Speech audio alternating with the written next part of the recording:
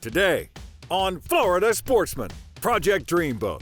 The Bertram 25 project is rigged with brand new outboard power at Coastal Marine. Yeah, once we get it back from Dave, then we'll just have some final things to put together and put on the boat, and then we'll get it ready for a trip up to New York. At TRB, Dale and his wife continue forward with restoring and personalizing their Stamus 290 tarpon.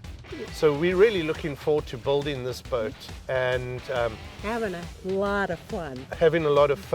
And George Labonte joins Gary Oster aboard his fully renovated and customized Steiger craft. Boating and fishing as a family activity is really a good way to keep families together. And after spending the day with Gary and hearing his story, it was really inspirational to me to see how much he was willing to go through to keep that legacy alive in the Oster family. All coming up on Florida Sportsman Project Dreamboat. Join us as we follow one-off builds to all-out restorations in Stuart, Florida's Dreamboat District, home to some of the best custom boat builders in the world. From modest to over-the-top, industry experts from the district's premier facilities show how it's done. Fiberglass repair, custom paintwork, engine rigging, electronics installations, and more. And boating editor George Labonte shares the stories of boaters who have already turned their dreams into reality. This is Florida Sportsman Project Dreamboat.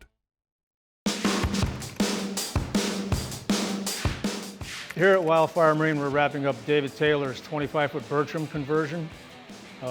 We got everything is mounted on the boat now. We went ahead and put the seats in place, finished the non-skid on the deck, and added a couple more lights that where some of the lights were blocked by the original seating. And now we're starting to wrap up everything so we can bring it over to Dave over to Coastal so he can go ahead and get the motors mounted. And once we get it back from Dave, then we'll just have some final things to put together and put on the boat, and then we'll get it ready for a trip up to New York. Hey guys, Jarrett Helms here, technician over at Coastal Marine. We just picked up the 25 Bertram project from Mike over at Wildfire, getting ready to hang a pair of 200 Suzukis on it. When you pull inboards out of a boat and you put outboards on it, it's not just a quick, easy swap. You got to think about weight distribution. When you're going to move the center of gravity like that, everything changes. So with working with Mike over at Wildfire, we know he installed the bracket and he gets those things right every time, so we knew there was going to be no issues there. So this isn't the first 25 Bertram we've done. So being the second one, it makes things a lot easier. We knew where the engines needed to be mounted, kind of what to expect as far as laying things out, propeller selection, engine tow, things like that. Rigging the Suzuki fly-by-wire engines is relatively easy in itself, especially when working with Mike and Debbie over at Wildfire with how they lay things out. So once we finished rigging the engines, we did the initial startup on it and took it down to the water and made sure that everything was right, because the weekend after the boat was going to New York and we may never see it again. With going with the outboards on the back, it was a huge transition.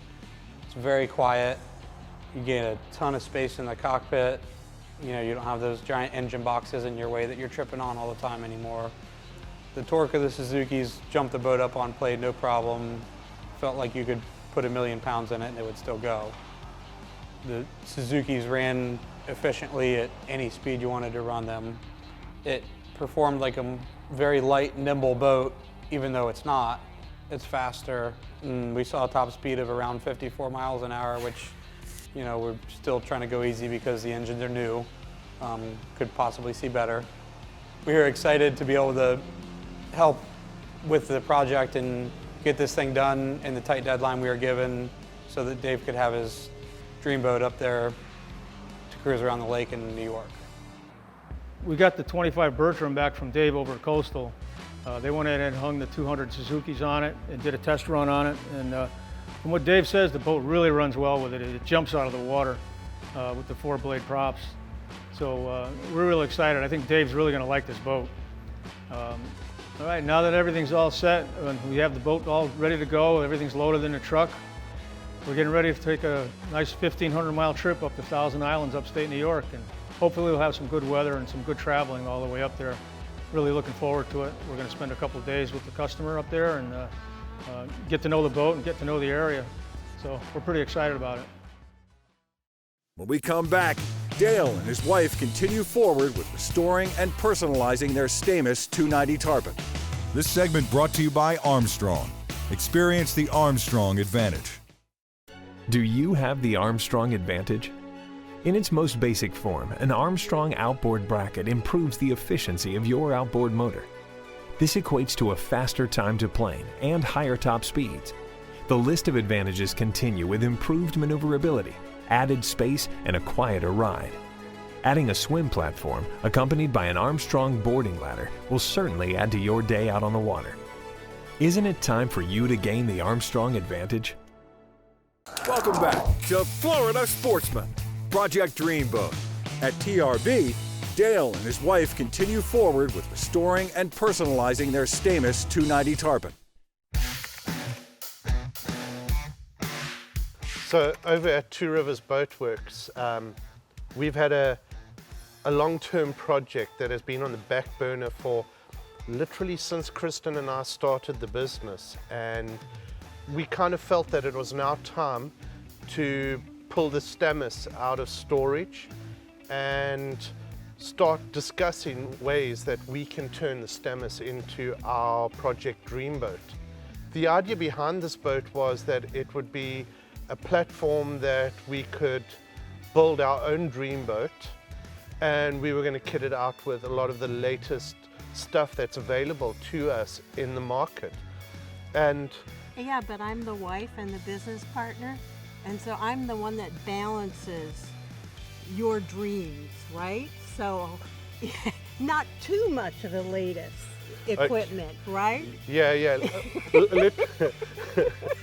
Let me introduce my wife, Kristen. You guys have all known me on TV for 3 years now, and Kristen is always in the background, and she is the person that makes all of this happen and balances and checks things. So this is my wife, Kristen, and my business partner, and we building the Stamus together. Yeah.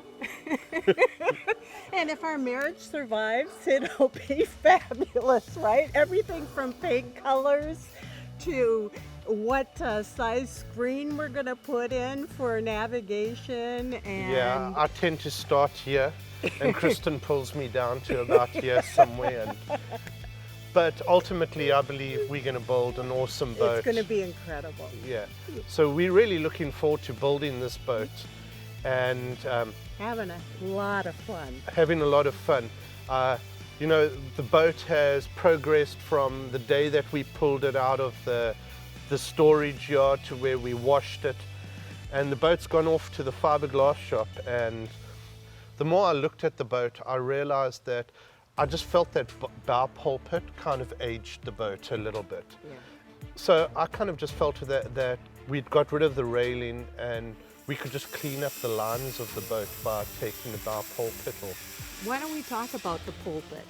Because this is really typical of our design process, is that you always have something in your mind that you're going to do, and you lead me along the way. Yeah, because sometimes when I explain to you how I want to design something, you don't immediately see what I have in my mind. I see dollars and cents. Absolutely. And myself being a designer and, you know, a little more creative. Visionary. Yeah. I kind of realize how far I can push you, how much I need to tell you. And sometimes it's a case of asking forgiveness is easier than asking for permission. Yeah. So I'm really looking forward to it coming together. Putting that bracket on the boat just made such a difference to me. Kristen and myself are divers. I enjoy fishing, but I'm not a huge fisherman, but I enjoy going out and so You on. enjoy fishing, but you don't catch a lot, honey. I keep wanting to cook fish, and I haven't had the opportunity lately. They're always too big or too small. And with it being in our minds as a dive boat, one of the big things was we really wanted a big staging area, and The way for us to do that was to add the Armstrong bracket. We wanted as much space back there as we possibly could, and the bracket's now on the boat, and I'm absolutely blown away. We have almost 4 feet of space at the back of the boat to stage, and I'm just looking forward to being standing on the back there with some dive tanks on and Jumping in the water and enjoying it here. Yeah. It is now in paint, and we took a walk over there today to have a look at the boat in the paint, and we've spent hours discussing colors. We've had a huge amount of debating about the color of the boat, and guess what? We're still not sure whether we like it or not. You know, as I've often said on the show, the center console and the dash of the boat is the crown jewel of every single boat, and we've kind of got to the stage in the build now where it's time for us to decorate our crown. And I think the correct way for us to do it is to take a trip down to see Bobby at Rivers Marine and see what he's got up his sleeve for us. Yeah, Bobby's the best in the business. That's the place to go. I think so too, yeah. When we come back, George Labonte joins Dreamboat owner Gary Oster aboard his fully renovated Steiger craft in this week's One Man's Dreamboat segment. This segment brought to you by Fiberglass Coatings, the largest selection of fiberglass materials in the United States. FGCI is a leading supplier of composite materials, family-owned for over 60 years and headquartered right here in Florida. We have the materials and technical expertise to service manufacturers, repair professionals, and DIYers alike. Our gel coat color matching is a favorite of seasoned professionals and weekend warriors. Access our online store at fgci.com, call to speak with a product specialist, or visit our stores in Fort Lauderdale or St. Petersburg. FGCI is your partner on boat projects big and small. Welcome back to Florida Sportsman Project Dreamboat. Join us for this week's One Man's Dreamboat segment with Florida Sportsman Boating editor George Labonte as we feature anglers who have already launched their dream. Florida Sportsman began these features 30 years ago, and the dreams just keep getting better. Over the life of Project Dreamboat television, we've seen a lot of different motivations for fixing up a boat. Today, we're going to look at a boat that's been owned by the same family since 1988, and it's definitely been through a lot of changes and changed hands a couple of times within this family. Join us today to have a look at Gary Oster's 1988 21-foot Steiger craft. So our family, as I was growing up, I started fishing at the age of 6. We had a number of boats, cathedral hull boats and bay boats and all different sizes, but typically we would fish in Chesapeake Bay. I lived in Annapolis. And when my mom and dad retired, they moved to Ocean City, Maryland, and my dad says, I want a different boat, a boat that's got a lot of flexibility, that can go in shallow water and that can go offshore. And so he did all the research, and one of the dominant elements that he wanted on the boat was a hard top, because he didn't want to always have to be out in the sun, and if the rain came, he wanted to be able to stay dry. And so this boat had that feature. So we went to the Annapolis Boat Show in 1988 and met Alan Steiger after he had had all these boats that he had lined up to take a look at, and he just kept coming back to the Steiger craft. And he purchased this boat, and it became really clear to me that this really is a boat with a unique character. Over the years, my dad, for 25 years, fished this boat, both in the back waters of Assawoman Bay and in the ocean. In our family, he was known as the flounder pounder because he could find fish. And so when we would go out fishing, we knew we were going to be catching. Since 1988, the Steiger craft has been the tie that bound this family together through their mutual love of fishing and boating. At some point, though, Gary's father decided the boat was going to be a little too much for him to keep up on, and he was going to try and sell the boat. When I heard that, I was just shocked that that boat was going to leave the family, and I mentioned it to my wife. I already had 2 boats at that time. She says, well, you need to go and buy that boat. And I said, I don't need a 3rd boat. I bought the boat. Bought the boat in 2013 from my dad and decided that since it really did need a lot of work, I was going to go and do a restoration on it and bring it really back up to a much higher standard than what it was. But I wanted to fish it, so I spread it out over a 3-year period. many modifications, many alterations. None of these things were contemplated in 1988 because some of those ideas or technologies didn't exist then. So something as simple as adding an outboard bracket and framing in the transom was something that was really important to me. I didn't want to be hauling a cooler every time, so I put a fish box in the floor. I removed all the wires, rewired the whole boat. Also did a lot of electronics upgrades. So for me, it was about improving it and making it really fishable for me in Chesapeake Bay because I was still living in Annapolis. And at some point, it was time for him to retire, and he brought the boat with him to Florida, where the family continued to enjoy the boat in its new home environment down south, until one day, tragedy struck. So in September of 2020, my wife and I were on vacation, and I get a phone call from Karen, the dockmaster at Sailfish Marina, where the boat's kept, and she's frantic, and she's crying, and I said, Karen, what's going on? She goes, your boat's on fire, your boat's on fire. And I'm driving, and I almost wreck because I can't believe, at first I thought it was a joke, but then I knew it wasn't, because right after that, she sent me a picture of the fire department all surrounding my boat, putting the fire out. Two things flashed through my mind. Oh my God, the family heirloom. The second, how am I going to tell Dad? When we return, we continue to learn about Gary Oster's unique and inspiring Steiger craft restoration. This segment brought to you by Yamaha. Reliability starts here. Your time on the water is precious. You return season after season to make unforgettable memories, fight a few fish, reconnect with friends, and recenter yourself. If you count on having this time, you need an outboard you can count on to power it. That's why boaters stay with Yamaha for the long run, for life. They know reliability starts here.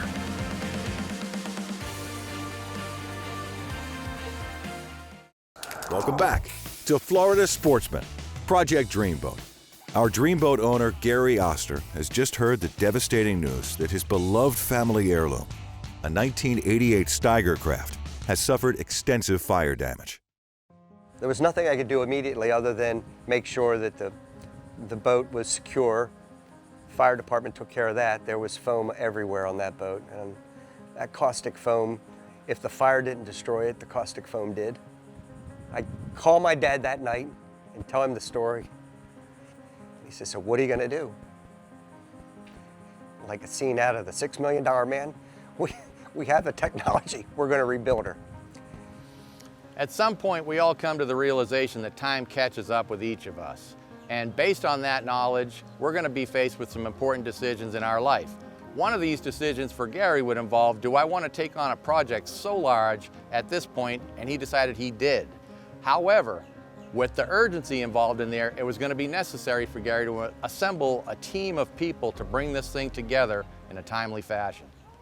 The process of restoring the boat back to what it was or better was pretty complex. The hard top was removed, everything, all the gel coat was ground down. The gel coat at 33 years of age had really started to show its life. And so as part of the restoration, I had 3 coats of all grip installed from the rub rail down and 5 coats rub rail up. That has been great in really making the boat look spectacular and almost brand spanking new. Pulled every piece of wire out of the boat, rewired the entire boat, and its mastery at its highest level, all according to ABYC code. I have a really high level of confidence in all of that, and everything works great. The assembly process was nerve-wracking because after you put it together, it looks so good, you're afraid that anybody's going to scratch it, or like putting the hard top back on. I was holding my breath the whole time, but the guys did a great job. All the glass was fractured from the heat of the fire.